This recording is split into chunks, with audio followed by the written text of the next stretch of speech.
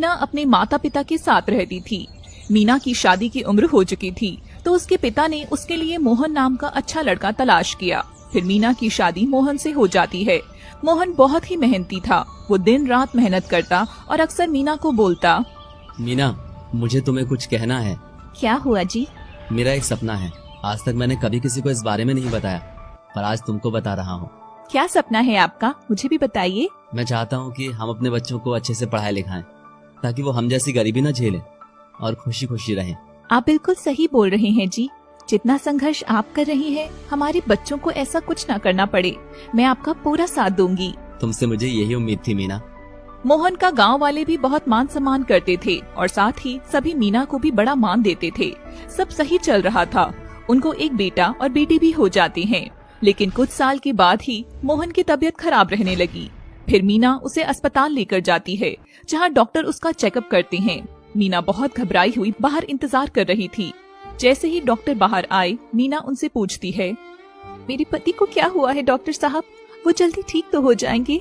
मुझे आपको ये बताते हुए बहुत अफसोस हो रहा है कि आपके पति को ब्रेन ट्यूमर है। क्या? Brain tumour? हे भगवान, अब हम क्या करेंगे? डॉक्टर साहब, मैं आपके आगे हाथ जोड़ती हूँ, उन्हें बचा लीजिए। अरे, ये आप क्या कर रही हैं? हमारा फर्ज ही है लोगों की जान बचाना। और खुशी की बात यह है कि अभी आपके पति का ट्यूमर इनिशियल स्टेज पर है, तो उनके सही होने के चांसेस बहुत ज्यादा हैं। पर आपको पैसों का इंतजाम करना होगा, फिर हम ऑपरेशन की तैयारी शुरू कर देंगे। मैं सब कर दूंगी डॉक्टर साहब, बस आप उनको सही कर दीजिए। फिर मीना मोहन का इलाज शुरू करवा देती है, पर उसका इलाज कराते कराते सारा जमा किया धन लग गया। अब मीना हर किसी के सामने गिड़गिड़ाती है, पैसे मांगती है, लेकिन बिना पैसे की किसकी इज्जत होती है? जो लोग उसको बहुत मानते थे, आज वही उसको किनारा करने लगे थे। फिर वो चली गई गांव के ठाकुर के पास। ठाकुर की नीयत के बारे में पहले से ही पूरे गांव वाले जानते थे। ठाकुर को तो ये सुनहरा मौका मिल गया था।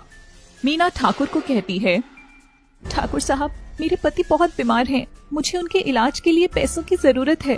प्लीज मेरी मदद कीजिए। देखो मीना भाभी, मदद तो मैं कर दूंगा, पर आप तो जानती ही हैं कि मुझे पैसे समय पर चाहिए, वरना वसूली करना मुझे अच्छे से आता है। आप चिंता मत करिए ठाकुर साहब, आपके पैसे समय पर मिल जाएंगे। फिर मीना पैसे ले आई और मोहन का इलाज कराने लगी।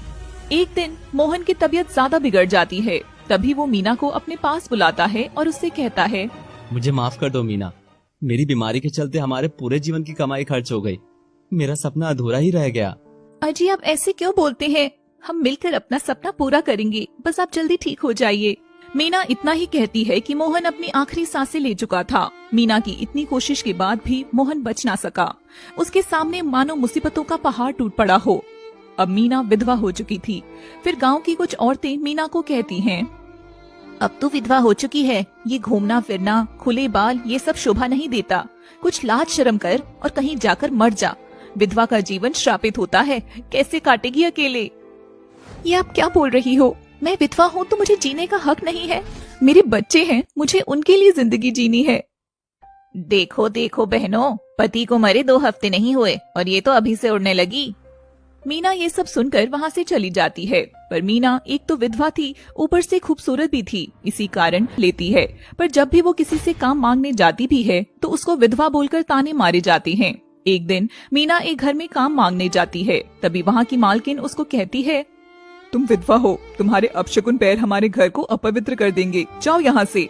मैं विधवा हूँ तो इसमें मेरी क्या गलती है? ये तो नसीब का खेल है, किसी के साथ भी हो सकता है। क्या कहना चाहती है तू? चली जा विधवा हमारे घर से। अपने पति को तो तू खा गई, अब क्या हमारे घर में भी अपनी छाया डालना चाहती है? श्रापित हो तुम, जाओ मेरे घर से, वरना धक्के देकर बाहर भेज दूंगी। इतना सब सुनकर मीना रोते हुए वहाँ से चली जाती है। पर अभी भी उस पर एक और मुसीबत आनी बाकी थी। अब उधर ठाकुर का दिया हुआ टाइम पूरा हो गया था, तो वो भी मीना के घर आ गया अपने पैसे लेने। भाभी जी घर पर हैं? तभी मीना बाहर आती है। जी ठाकुर साहब।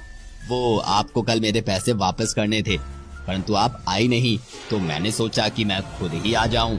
मैं हाथ जोड़कर अनुरोध करती हूँ, मुझे थोड़ा और समय दे दीजिए ठाकुर साहब। नहीं नहीं, आपको पहले ही बहुत समय दे चुका हूँ मैं। अगर आप पैसे नहीं लौटा सकती हैं, तो आज रात को मेरी हवेली पर आ जाना, वरना दोनों बच्चों से हाथ धो बैठोगी। इतना कहकर ठाकुर वहाँ से चला जाता है और मीना ना चाहते हुए भी रात में हवेली के लिए निकल पड़ी। वो रास्ते में जा ही रही थी, तभी उसे एक घायल बूढ़ा दिखाई दिया। मीना उसके पास गई तो उसने पानी पिलाया। फिर मीना उन्हें कहती है, आप इतनी रात में अकेले क्या कर रहे हैं बाबा?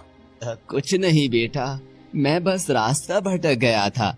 क्या तुम मुझे घर छोड़ दोगी? हाँ, क्यों नहीं बाबा, चलिए। फिर मीना उसके साथ उसके घर चली गई। इस काम में उसे सुबह होने वाली थी। उसकी परेशानी देखकर बूढ़े ने उससे पूछ ही लिया, बेटी तुम मुझे कुछ परेशान लग रही हो, क्या बात है मुझे बताओ। कुछ नहीं बाबा। तुम मेरी बेटी की उम्र की हो, अपना पिता समझकर ही बता दो। फिर मीना ने उसे सब बता दिया। बस इतनी सी बात, तुम चिंता मत करो, सब सही हो जाएगा बेटी। चिंता बस इस बात की है बाबा कि मेरे जीने का एक ही सहारा है, मेरे बच्चे। उन्हें कुछ हो गया तो मैं भी जिंदा नहीं रहूंगी।